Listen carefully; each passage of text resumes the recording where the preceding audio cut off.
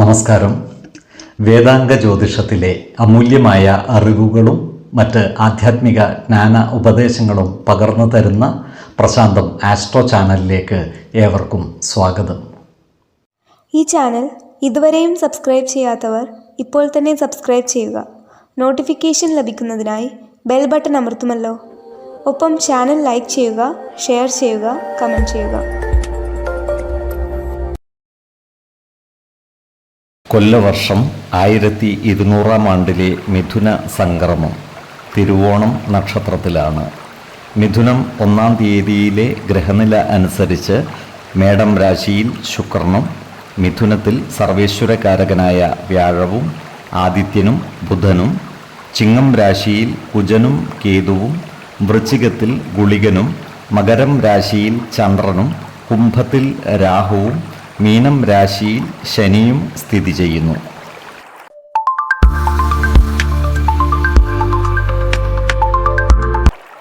ചതയം നക്ഷത്രത്തിൽ ജനിച്ചവർക്ക് മിഥുനമാസം കർമ്മ മേഖലയിൽ അനുകൂലമായ മാറ്റങ്ങൾ ഉണ്ടാകുന്നതാണ്. പുതിയ പദവികളും സ്ഥാനക്കയറ്റവും വന്നുചേരുവാനുള്ള സാധ്യതകളും കാണുന്നുണ്ട്. ഇവർക്ക് ജോലിസ്ഥലത്ത് മാനസിക സമ്മർദ്ദം ഉണ്ടാകുവാനുള്ള സാധ്യതകൾ കാണുന്നുണ്ട്. സഹപ്രവർത്തകരുമായി നല്ല സ്നേഹബന്ധം നിലനിർത്തി മുന്നോട്ട് നീങ്ങുവാൻ പരിശ്രമിക്കേണ്ടതാണ്. കുടുംബജനങ്ങളുമായി നല്ല ബന്ധം നിലനിർത്തുവാനും അഭിപ്രായ ഭിന്നതകൾ പരിഹരിക്കുവാനും ശ്രദ്ധിക്കേണ്ടതുമാണ്. ഈ നക്ഷത്രക്കാർ സാമ്പത്തിക നിക്ഷേപങ്ങൾ നടത്തുവാനുള്ള സാധ്യതകൾ കാണുന്നുണ്ട്. എന്നാൽ ചിലവുകൾ നിയന്ത്രിച്ചു നിർത്തുവാൻ പരിശ്രമിക്കേണ്ടതാണ്. സഹോദരങ്ങളുമായി നല്ല ബന്ധം നിലനിർത്തുവാൻ പരിശ്രമിക്കേണ്ടതുമാണ്. ബിസിനസ്സുകാരായ ഈ നക്ഷത്രക്കാർ ബിസിനസ്സിൽ പലവിധ മാറ്റങ്ങളും കൊണ്ടുവരുന്നതാണ്. ഈ നക്ഷത്രക്കാർക്ക് ദേവാലയങ്ങളും പുണ്യസ്ഥലങ്ങളും സന്ദർശിക്കുവാനുള്ള അവസരവും വന്നു ചേരുന്നതാണ്. ഇവർക്ക് ധനനേട്ടവും സന്താന ലബ്ധിയും ദാമ്പത്യ സൗഖ്യവും വന്നു ചേരുന്നതാണ്. സ്വർണ്ണാഭരണങ്ങളും മറ്റും കൈവശം വന്നു ചേരുന്നതുമാണ്. ആരോഗ്യകാര്യങ്ങളിലും ഇവർ ഒരു പ്രത്യേക ശ്രദ്ധ പുലർത്തുന്നത് ഗുണകരമായിരിക്കും. 3, 12, 22 തീയതികൾ അനുകൂലമാണ്.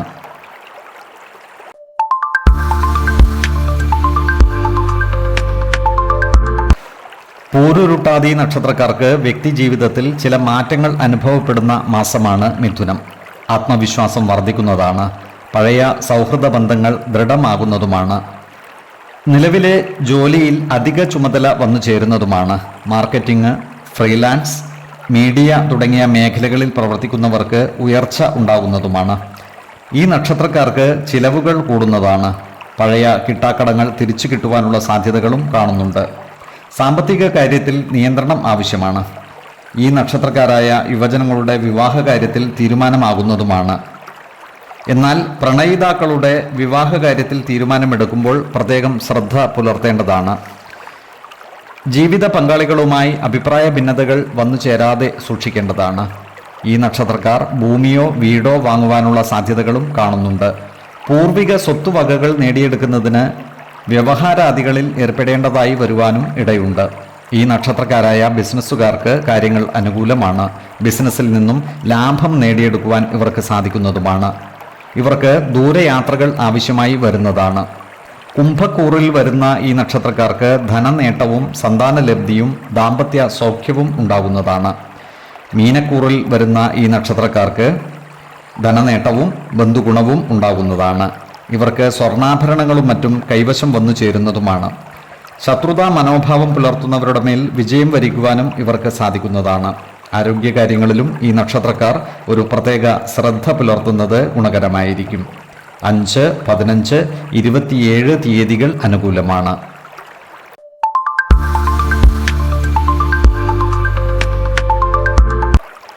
ഉത്രട്ടാതി നക്ഷത്രക്കാർ മിഥുന മാസം ഏർപ്പെടുന്ന കാര്യങ്ങളിലെല്ലാം വിജയം വരിക്കുന്നതാണ്. ജീവിതത്തിലെ ചില പ്രധാന കാര്യങ്ങളിൽ തീരുമാനമെടുക്കുന്നതിന് അനുകൂലമായ കാലമാണ്. ഈ നക്ഷത്രക്കാരുടെ ആത്മവിശ്വാസം വർദ്ധിക്കുന്നതാണ്. സർക്കാർ, അർദ്ധ സർക്കാർ മേഖലകളിലോ ഉയർന്ന കമ്പനികളിലോ ജോലി ചെയ്യുന്നവർക്ക് അനുകൂലമായ കാലമാണ്. ഉന്നത അധികാരികളുടെ സഹായ സഹകരണങ്ങൾ ഇവർക്ക് ലഭിക്കുന്നതുമാണ്. ജോലിയിൽ പ്രമോഷൻ ലഭിക്കുവാനുള്ള സാധ്യതകളും കാണുന്നുണ്ട്. നിക്ഷേപങ്ങളും മറ്റും നടത്തുന്നതിന് അനുകൂലമായ കാലമാണ്. പൂർവിക സ്വത്തുവകകൾ വന്നു ചേരുന്നതുമാണ്. ഈ നക്ഷത്രക്കാരായ യുവജനങ്ങളുടെ പ്രണയകാര്യങ്ങൾ വിജയത്തിലെത്തുന്നതാണ്. വിവാഹാദി കാര്യങ്ങൾ നടന്നു കാണുവാനും ഇടയുണ്ട്. കുടുംബത്തിൽ സുഖവും സന്തോഷവും വന്നു ചേരുന്നതാണ്. ജീവിത പങ്കാളികളുടെ വീട്ടുകാരുമായി ചില്ലറ അഭിപ്രായ ഭിന്നതകൾ വന്നു ചേരുവാനുള്ള സാധ്യതകൾ കാണുന്നുണ്ട്. അതിനാൽ ഇത്തരം സന്ദർഭങ്ങളിൽ സമചിത്തതയോടുകൂടി മുന്നോട്ട് നീങ്ങുവാൻ പ്രത്യേകം ശ്രദ്ധിക്കേണ്ടതാണ്. ഇവർക്ക് സാമ്പത്തിക അഭിവൃദ്ധി ഉണ്ടാകുന്നതാണ്. ഭൂമിയും വീടും തിരിച്ചു പിടിക്കുവാൻ സാധിക്കുന്നതുമാണ്. ആരോഗ്യ കാര്യങ്ങളിലും ഈ നക്ഷത്രക്കാർ ഒരു പ്രത്യേക ശ്രദ്ധ പുലർത്തുന്നത് ഗുണകരമായിരിക്കും. പ്രത്യേകിച്ചും ജീവിതശൈലി രോഗങ്ങൾക്ക് സ്ഥിരമായി മരുന്ന് കഴിക്കുന്നവർ കൃത്യമായ വൈദ്യ പരിശോധനകൾ നടത്തുന്നതും ഡോക്ടർമാരുടെ നിർദ്ദേശമനുസരിച്ചുള്ള മരുന്നുകൾ മുടങ്ങാതെ കഴിക്കുന്നതും ഗുണകരമായിരിക്കും. 2, 16, 24 തീയതികൾ അനുകൂലമാണ്.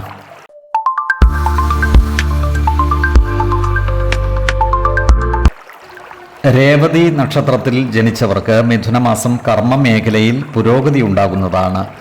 സാഹസികമായ കൃത്യങ്ങളിൽ പങ്കുചേരുവാനുള്ള അവസരം ഇവർക്ക് വന്നു ചേരുന്നതാണ്.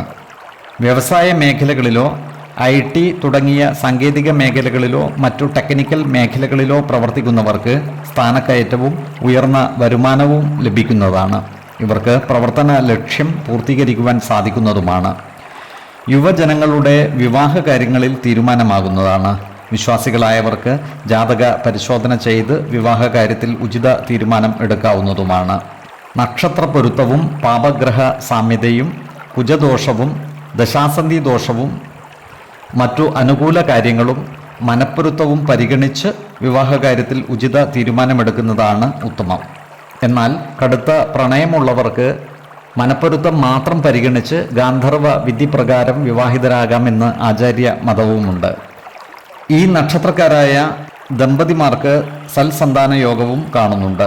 ഇവരുടെ കുടുംബത്തിൽ സുഖവും സന്തോഷവും കളിയാടുന്നതുമാണ്.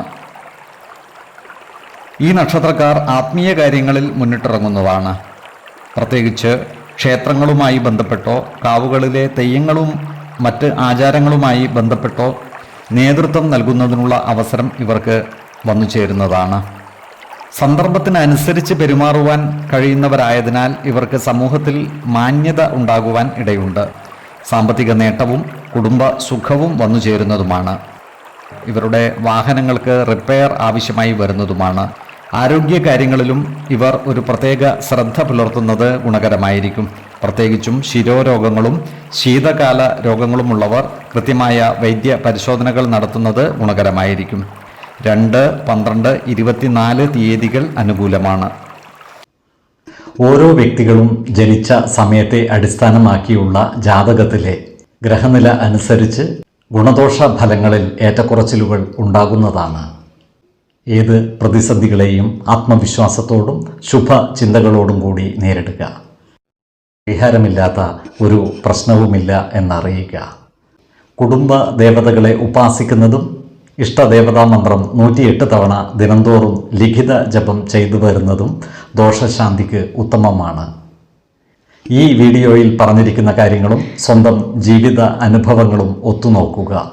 നിങ്ങളുടെ അഭിപ്രായങ്ങൾ കമൻറ്റ് ബോക്സിൽ രേഖപ്പെടുത്തുക. ജ്യോതിഷ ഉപദേശങ്ങൾക്കും അറിയേണ്ട കാര്യങ്ങൾക്കുമായി വിളിക്കാവുന്നതുമാണ്. സമയമനുസരിച്ച് ഉചിതമായ ജ്യോതിഷ ഉപദേശങ്ങളും പരിഹാരമാർഗങ്ങളും നിർദ്ദേശിച്ച് തരുന്നതുമാണ്. ആയുരാരോഗ്യ സൗഖ്യത്തിനായുള്ള നിത്യ പ്രാർത്ഥനയിൽ ഉൾപ്പെടുത്താൻ ആഗ്രഹിക്കുന്നവർ പേരും വയസ്സും നക്ഷത്രവും കമൻറ്റ് ബോക്സിൽ രേഖപ്പെടുത്തുക. സർവേശ്വരാനുഗ്രഹത്താൽ സർവ്വകാര്യങ്ങളും മംഗളകരമാകും. നന്ദി, നമസ്കാരം. ജ്യോതിഷരത്നം പ്രശാന്ത് കണ്ണോം.